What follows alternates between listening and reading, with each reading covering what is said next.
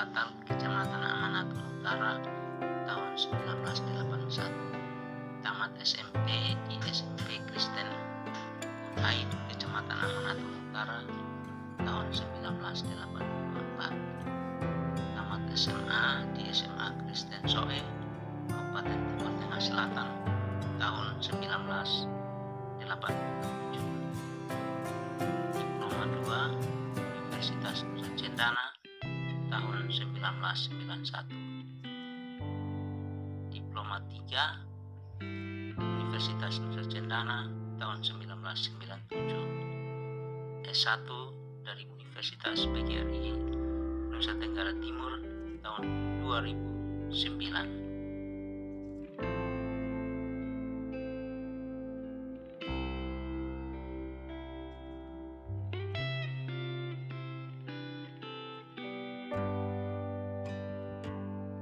S2 dari Sekolah Tinggi Agama Kristen Taruna Bakti Jogja, tahun 2021. Ya.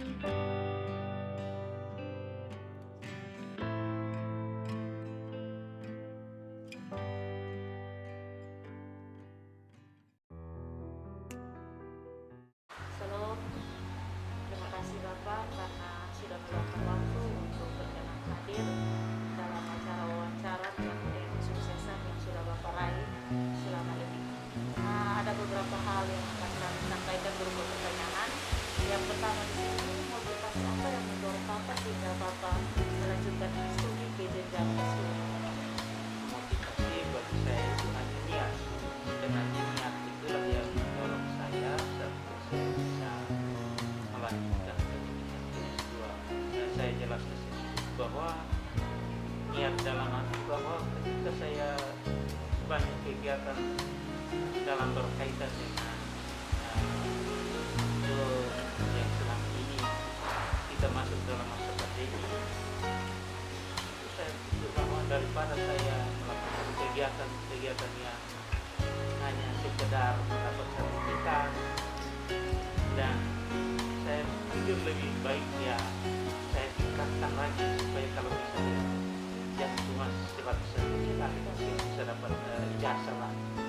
Ya, itulah yang membuat saya mau melanjutkan. Karena waktu saya mengikuti beberapa kegiatan dari Kementerian Pendidikan berkaitan dengan misalnya AKM, itu saya mengikuti beberapa kali sampai saya berhasil. Memang sulit, pada permulaannya sulit karena dia punya tingkat kesukaran materi sampai dengan pertanyaan waktu kuis di dalam materi, di dalam kegiatan workshop itu ada kuis yang sangat sulit. Nah, setelah itu mendorong saya pikir oke, sulit ini saya bisa mendapatkan sertifikat, berarti saya harus tingkatkan. Mungkin lebih baik saya coba dari program kerja supaya bukan hanya sertifikat dari Dimitrekan melalui jasa begitu. Baik, kita melanjutkan lagi di pertanyaan yang berikut. Bagaimana Bapak membagi waktu dalam melanjutkan studi S2? Jawaban saya tiap, karena untuk memanajemen waktu dan berbagi kegiatan itu tergantung kepada pribadi. Apalagi dalam masa pandemi ya ada waktu luang banyak, jadi seperti tadi saya jelaskan pada pertanyaan pertama bahwa saya mengikuti banyak kegiatan, dan kegiatan-kegiatan itu mendorong saya untuk sampai ke sana. Nah, tentu saja tidak hanya soal membagi waktu, tetapi juga bagaimana saya berusaha mencapai apa yang jadi niatan. Jadi ketika saya dapat jalan untuk bisa mendaftar, kemudian saya membagi waktu untuk bisa melakukan mengikuti kegiatan, saya lihat jadwalnya, kemudian jadwal saya yang rutin saya mulai kurangi. Saya mengingatkan kepada orang yang nanti saya hadapi dalam kegiatan itu bahwa saya ada kegiatan khusus yang tidak bisa saya tinggalkan, karena saya tahu bahwa kalau saya tinggalkan nanti saya rugi karena itu waktu. Apalagi jadwal kita satu minggu itu 3 hari, ada Senin, Selasa, Rabu, ini harus standby mulai dari jam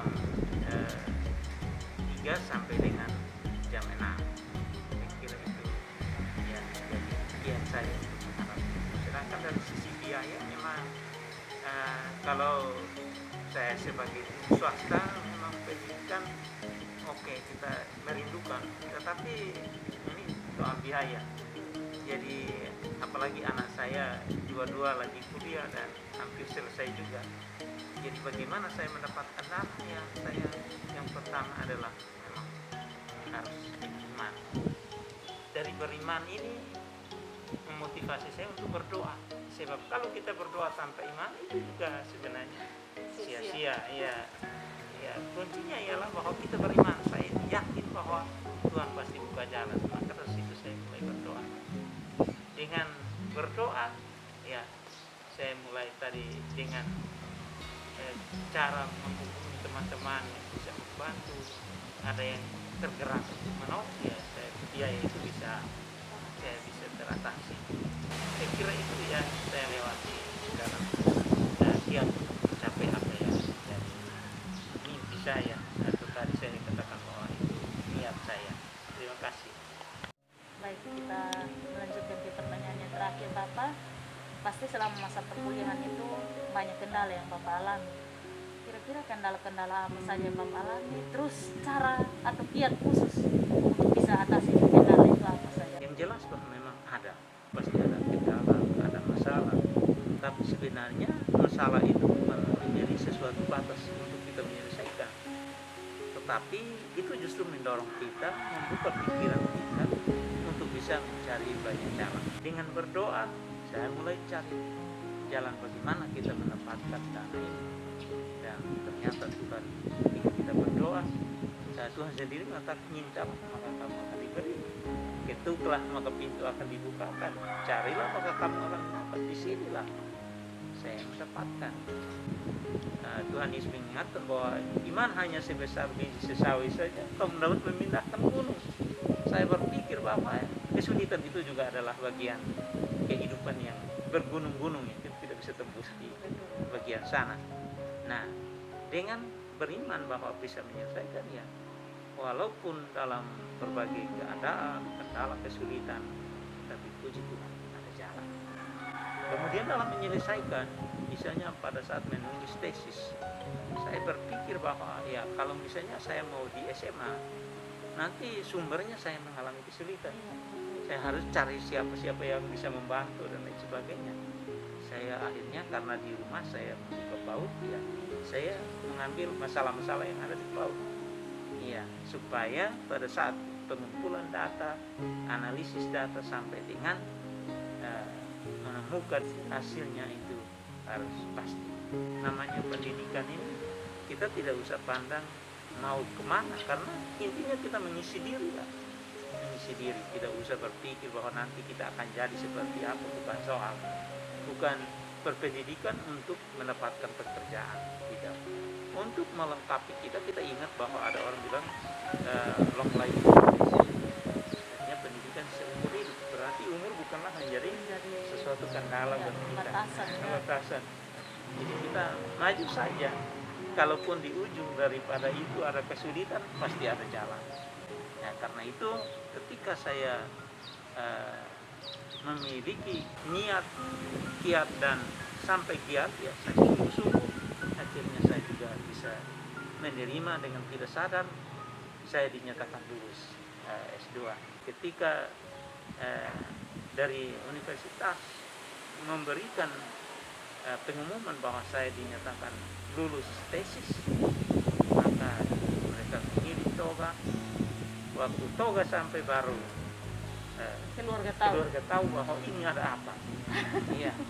Jadi saya bilang siap-siap karena nanti pada tanggal 30, saya ujiannya tanggal 26 Juni. Tanggal 30 Juni saya bilang siap-siap karena sebentar nanti jam 10 saya akan sudah ibu tolong kasih pindah tali kecilnya ke toganya. Jadi ibu juga terkejut, tapi saya bilang harus tata baik-baik karena ini memang secara resmi. Nanti begitu keluar di media sosial ada teman-teman sudah mulai ada yang komen, barulah ketahuan bahwa saya bisa. Tapi bapak pimpinan sekolah sendiri juga Tidak tahu. tidak tahu. Ini hanya berkat dari teknologi saja. Saya kira itu ya disertai doa dan iman. Terima kasih banyak Pak. Iya. Semoga jenjang S3 dan Iya. kami yang muda-mudi juga termotivasi untuk Nah. bisa ikut untuk melanjutkan ke S2 atau S3 begitu Pak. Ya, ibu bapak teman-teman yang masih muda sebenarnya itu sudah 3 hal yang tadi saya katakan bahwa ada niat, ada kiat, dan Iya. harus siap. Pasti kita bisa capai apa